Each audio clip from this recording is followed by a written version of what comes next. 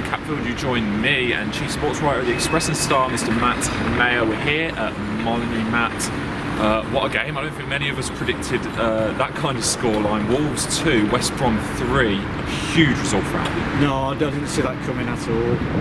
I thought beforehand there was a chance, Albion had a chance today, because obviously Wolves have not been in great form. I know Albion obviously were in worse form. But then when you saw the team sheet, no Sam Johnston. Obviously we knew Conor Gallagher was out suspended.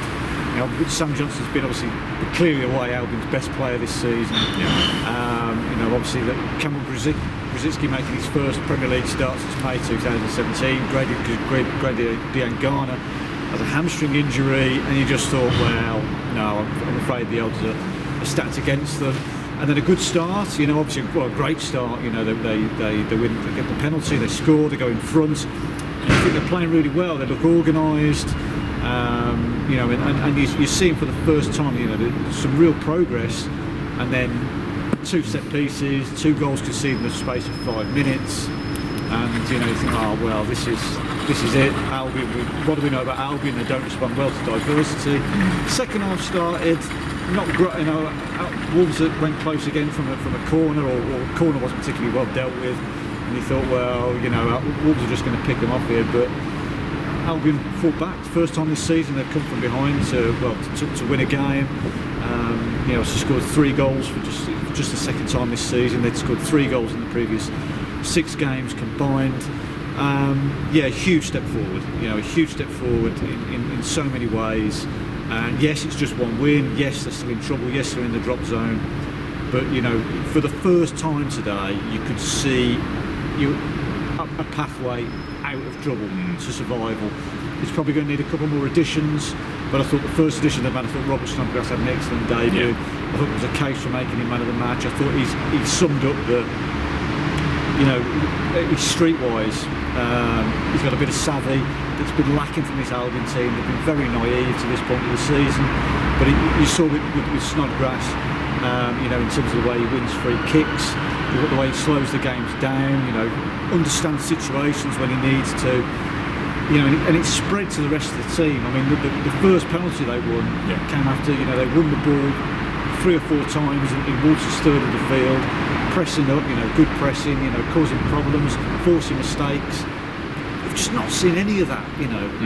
In many games they've been passive, and yeah, a huge step forward. You know, no better way, you know, for these players to show, you know, they are up for the fight than coming and winning here, albeit, you know, against a Wolves team that aren't in great form and have their own problems. But yeah, huge win for Albion.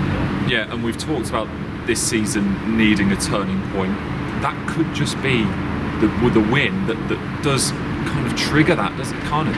Absolutely, yeah. It has to be. You know, it has to be the turning point. You know, we're not just, well, I think Tuesday marks halfway through the season. So there's a long way to go. I mean, we're mid-January, but there's more time than you would usually have, more games to come than you would usually have this time of year.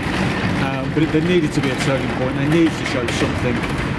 They've shown it. They now need to go and build on this at West Ham.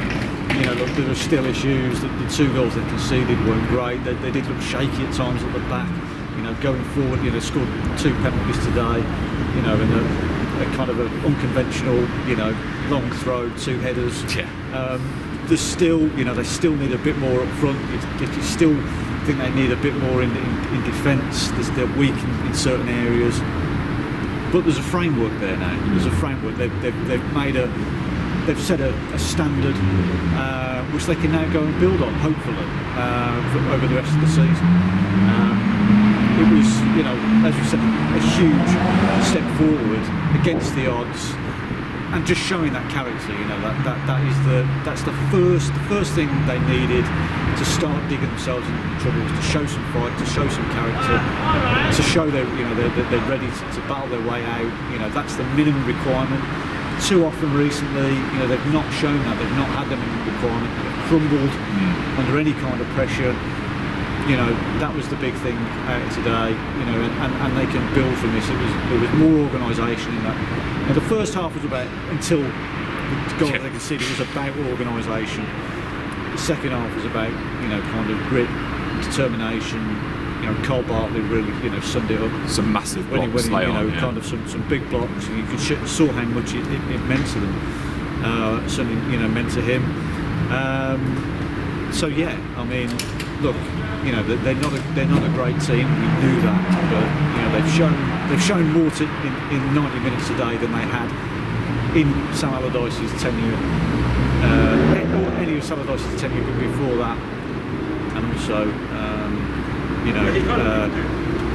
for most of the season anyway, even under Slaven Bilic. But a huge result as well, obviously for Sam Allardyce, because even though it's a month today since he took charge, there was already a feeling that things were, he needed something, because they'd been losing games heavily. Obviously, not great at Blackpool last week, so this feels like just a big day all round. Yep, a massive win for Albion, a massive win for Sam Allardyce. You know where to go for all the post-match reaction. Express and Star.